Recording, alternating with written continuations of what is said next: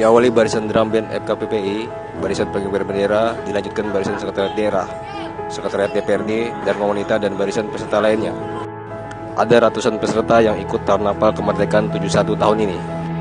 Sekira jam 9 WITA, peserta mulai menapaki jalan protokol di Kota Baru. Dari kilometer 3 menempuh jarak kurang lebih 7 km sampai finish. Kebanyakan peserta menampilkan atraksi drum band. Hal ini mendapat tanggapan dari juri terkait kriteria penilaian.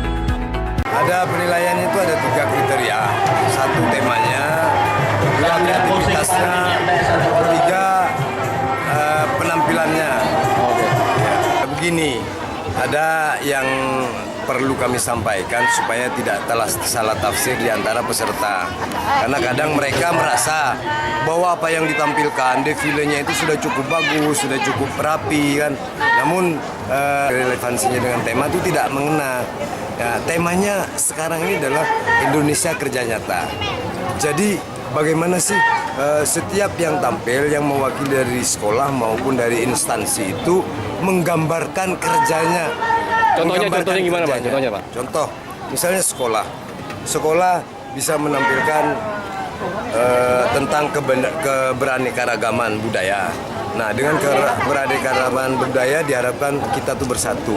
Kalau kita tuh bersatu, enak jadinya belajar. Lalu di belakang barisan itu misalnya ada sebuah tulisan atau simbol yang menyatakan buku jendela dunia. Nah, setelah itu nanti ada perjuangan mereka dibawa ke sekolah naik sepeda dalam rangka untuk mendukung Care Free Day, mengurangi polusi. Nah, perjuangan itu tidaklah mudah untuk meraih sebuah sukses, apalagi ke sekolah. Nah, setelah itu kan guru-gurunya tampil.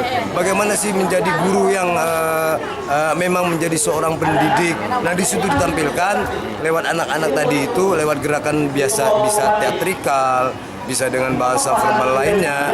Lalu di belakangnya nanti menunjukkan hasil setelah belajar dengan perjuangan yang tadi sepeda, lalu pada akhirnya dia menjadi dokter, ada yang menjadi anggota dewan, ada yang menjadi menteri.